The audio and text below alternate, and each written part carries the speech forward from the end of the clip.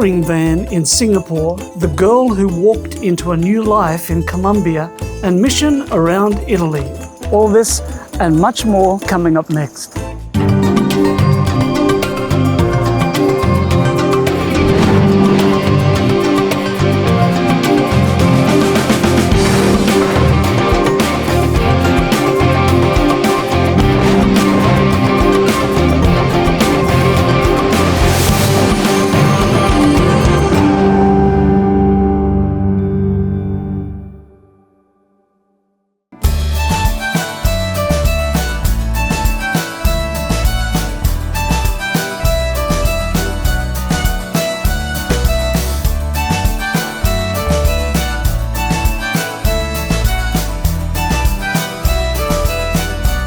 Hello and welcome to Mission 360. I'm Gary Krause.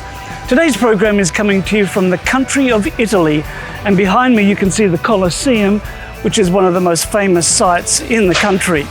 And on today's program we're going to be looking at mission here in this country, and we're going to be traveling all over the world as usual. But first up, let's go to Singapore.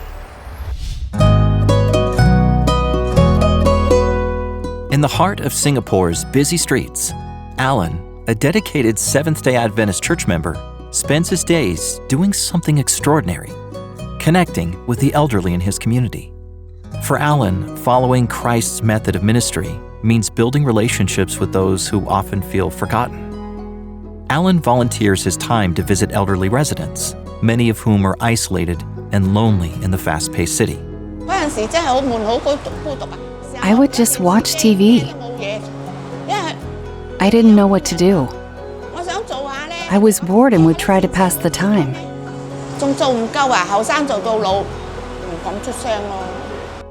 When Mrs. Chan met Alan, he invited her to a care group hosted at the Thompson Chinese Seventh-day Adventist Church.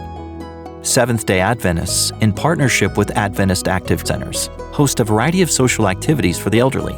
For people such as Mrs. Chan, the group means the world. Every time the care group meets, a large bus picks people up from their homes.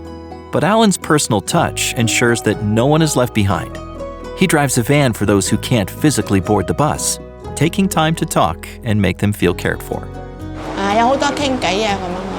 I'm very thankful that every time I go, everyone is so loving. Always caring for me, holding my hands to walk. I'm filled with thankfulness in my heart.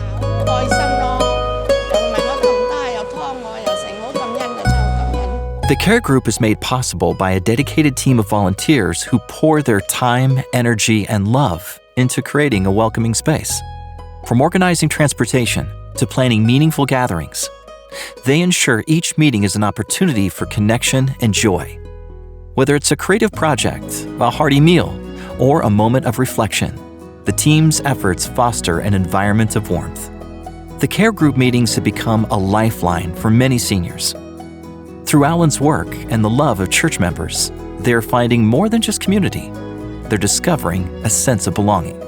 Alan's efforts are a powerful reminder that when we follow Christ's method of ministry, we can change lives, one heart at a time. In bustling cities like Singapore, where mission challenges are prevalent, the need for Jesus' love and connection is more urgent than ever. Through the dedication of Adventists such as Alan, the elderly community in Singapore is finding hope, friendship, and faith.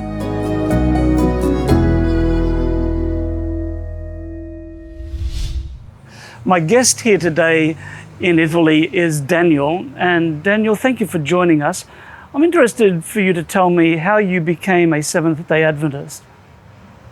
When I first came into contact with the church, I was 13 years old, and my family and I were basically selling pork products. We had a small shop.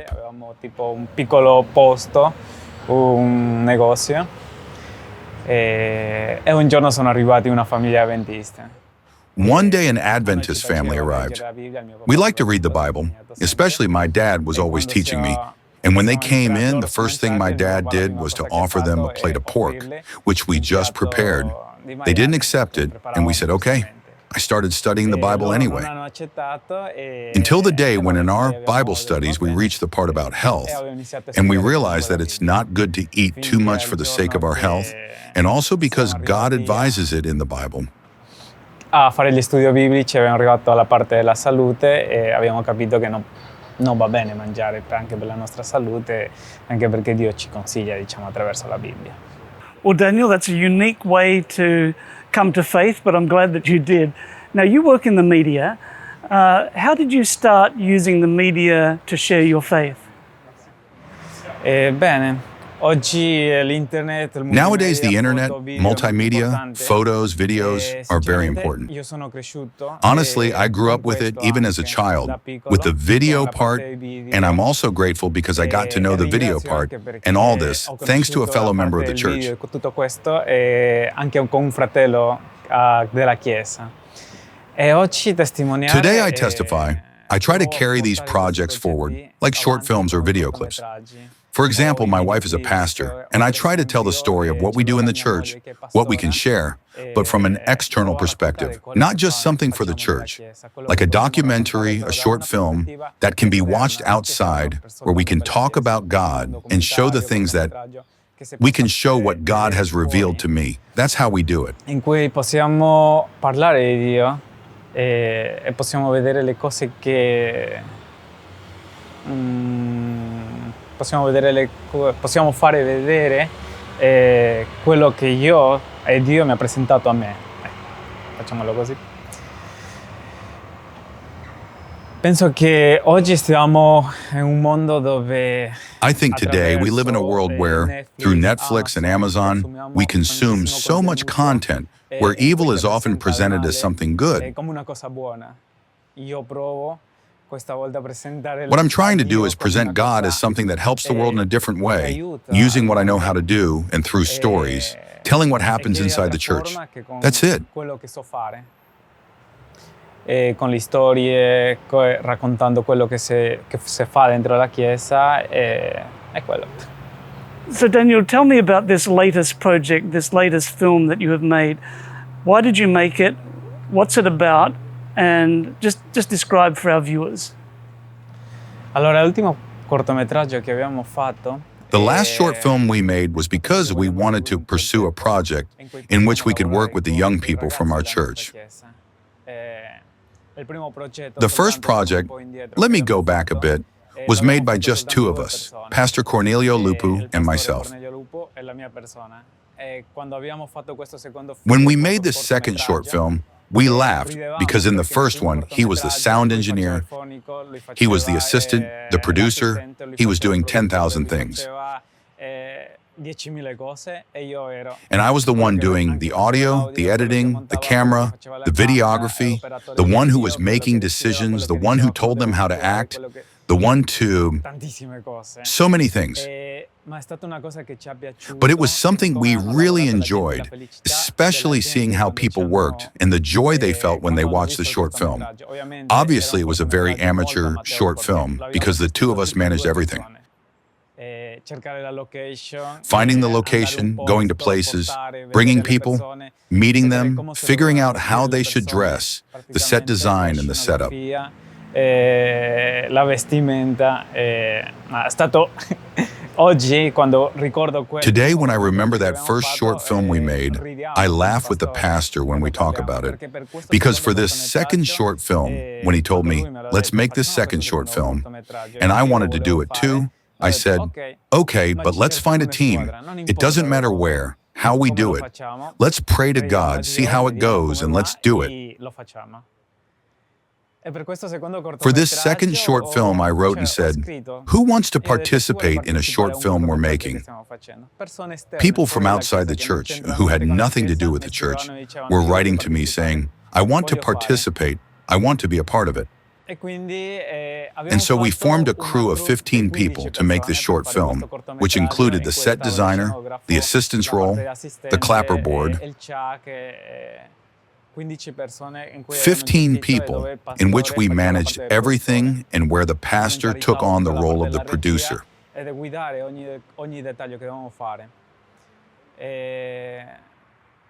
I was in charge of the entire directing part and guiding every detail that we had to do. It was wonderful to see so many talents within the church who have been and still are. And we were able to engage the people who made the poster, the people who did, a person who did the external sound who came, a set designer we didn't know, and who started attending biblical studies even outside this project.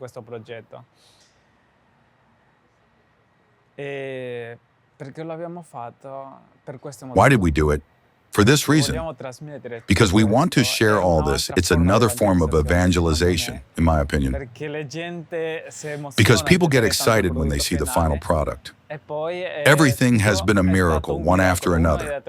Because making a short film is not easy. You need a big budget.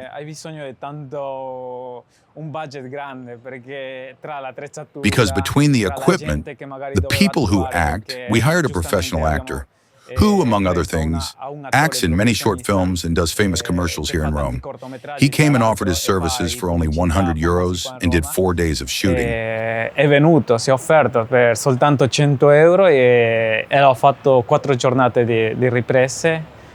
E alla fine portare questo cortometraggio. In order to take this short film to these events where people could see it, not only in Italy, because it's not a film just for Italy, we translated it, to take it to other countries, it won awards in India, for example, the last award. This weekend I traveled to Cefalù in southern Italy, because it was one of the selected, and also there we arrived among the finalists. Seeing all this makes you say, people watch it, the screenings are made. Here in Rome, it also won the prize as the 4th or 3rd most viewed short film. It was published on the website of Rai Eye, which is a national channel, so if people want to see it, they only need to type in its name, which is Volo Oltre la Nebbia, Flying Beyond the Fog, and they can watch it. Obviously, like everything, I think it can be improved, and I would sincerely like to make these projects with the church. I've already had the opportunity to work on other short films outside the church, but I don't feel the same emotions that I feel making a product for the church. Not so much talking about the church, I'm referring more to God. Because it's not a product that I present to the church, I present it to God. We offer some hope. If we have many problems, if a person is on drugs, if they have a money problem, if they have health problems. However, today we are not able to go knocking on every door, house by house, but we can offer these projects. Cornelio told me that many people who participated in the short film, who saw it, asked to do the biblical studies with him as a pastor. This is honestly an exciting and beautiful thing. Che hanno partecipato nel cortometraggio, che hanno visto e alla fine mi ha parlato Cornelio che le hanno chiesto lui come pastore e fargli gli studi biblici. Questo sinceramente è una cosa emozionante e bella. Daniel, your passion for this is amazing, and I wish we had more time to hear more. Grazie. And viewers at home, Italy, of course, has been traditionally a Catholic country, but church attendance is very low. The younger people are not showing as much interest, and media is one tool that can catch people's attention and connect them with Jesus. We'll be right back after this break.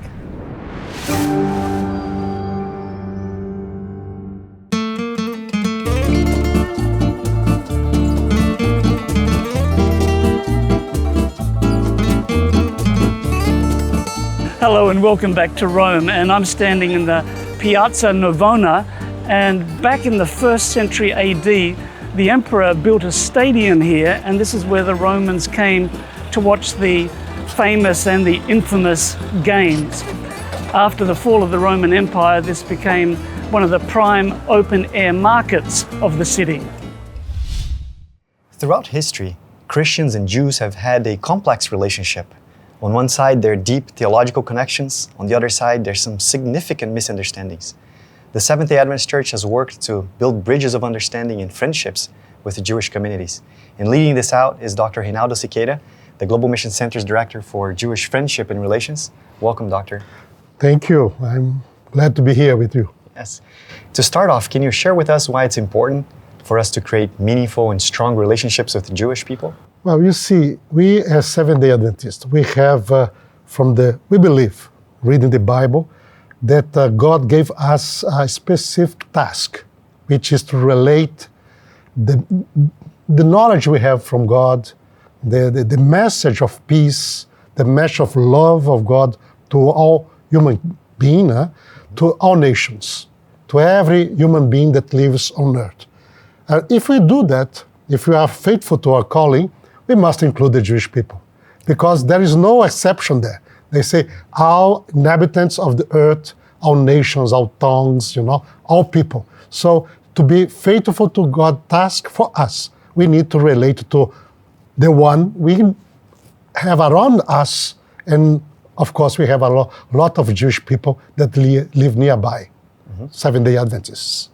And Doctor, what connections do Adventists have with the Jewish people that helps us to befriend them more easily?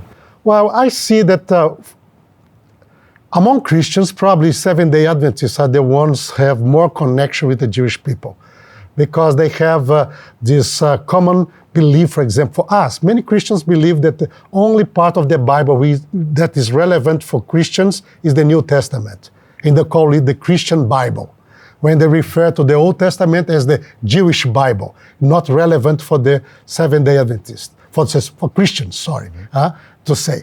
But we Seventh-day Adventists believe that the entire Bible is relevant, from Genesis to Revelation.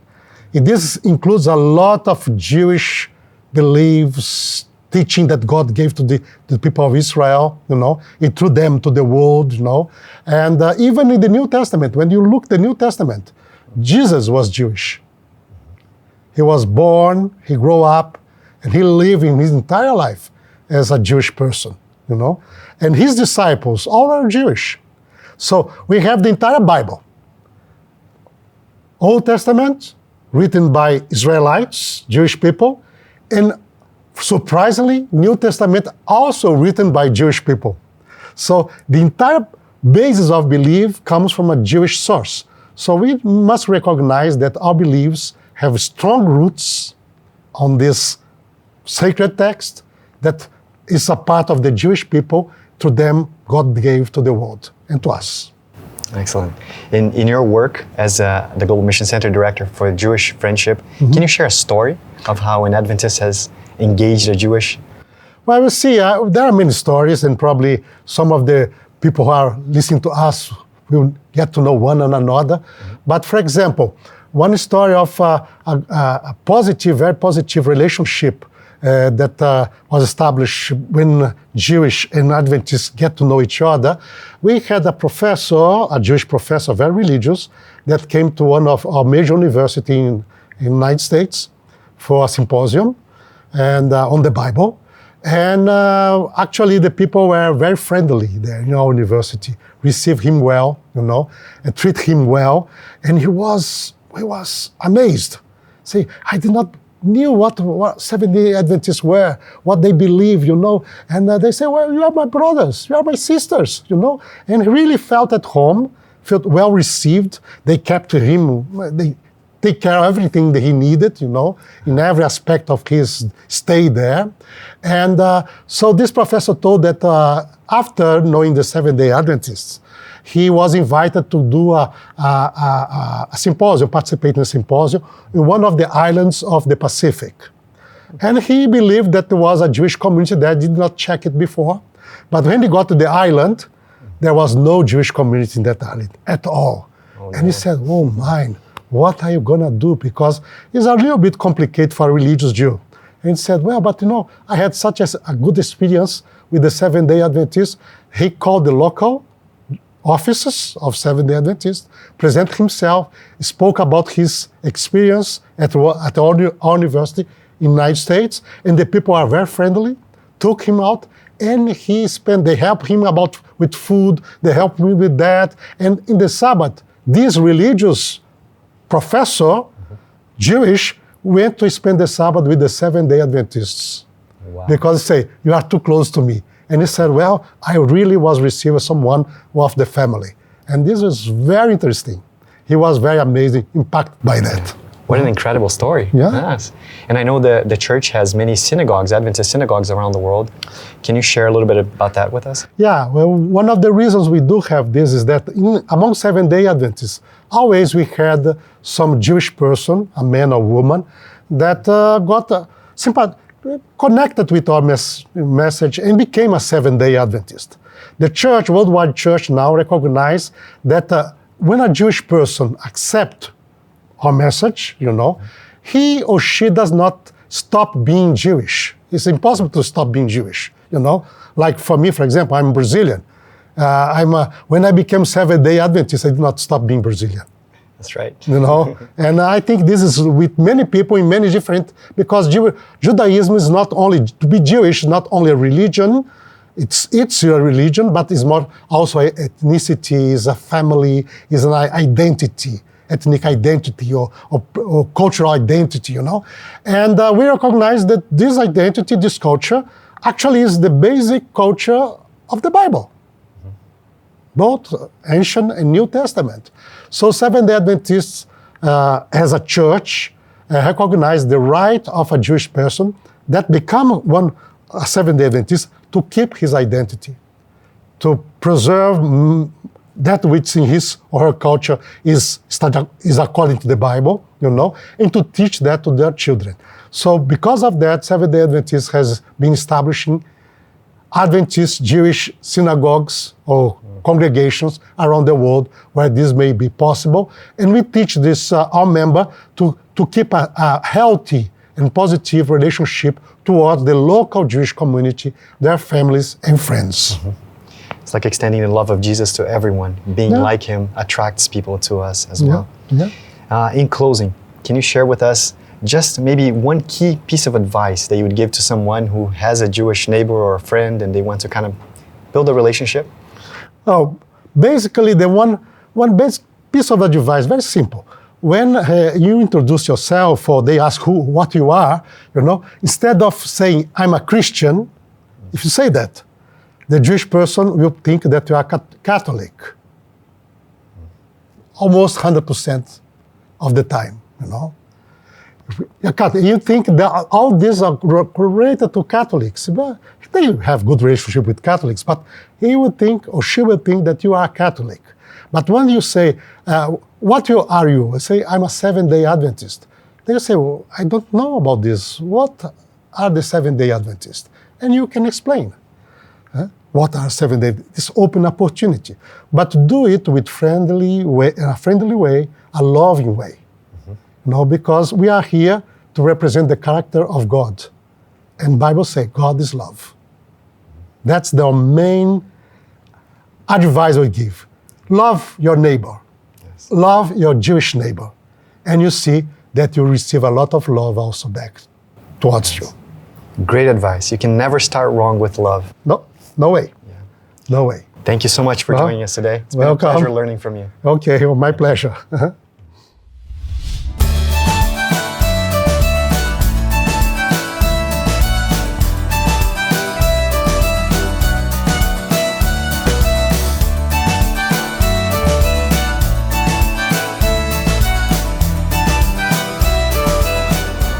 Dominating the Florentine skyline is this magnificent dome. The foundation stone was laid in 1293 and it took 142 years to build. The architect was Filippo Brunelleschi, and today, so many years later, we can still enjoy this magnificent structure. Next up, we travel to Colombia to look at the work of the Adventist Development and Relief Agency. Hola, me llamo Lucia. In English, that means, hello, my name is Lucia. A lot of people don't know my real name. Instead, they call me and my family caminantes. In English, that means people who walk. Why do they call us that? Where I come from, life is very hard. There is no food or medicine or school. My mom wants a good life for me, so she packed our bags and we started walking. We walk across mountains. We walk in the hot and the cold, the rain and the sun. We sleep on the street when it is nighttime. Sometimes it is a fun adventure. Other times, I'm scared and tired and just want to go home. But we keep walking and searching for a good place to live. It is not easy, but we are thankful for the nice people who help us. They give us food and water. They give us medicine and rest. And when we find our new home, they will even help me go to school. I hope we find our new home soon. ADRA is doing incredible work to support immigrants and refugees around the world. They provide essential services like food, shelter, education, and healthcare to families who've been displaced by conflict, natural disasters, or other challenges. ADRA not only meets immediate needs, but also helps refugees and immigrants rebuild their lives by offering long-term support and training. ADRA is making a real difference in the lives of people who are starting over in new places, often under difficult circumstances. When you give to the mission offering, a portion of that offering helps fund ADRA's important work around the world. Thank you for your generous support.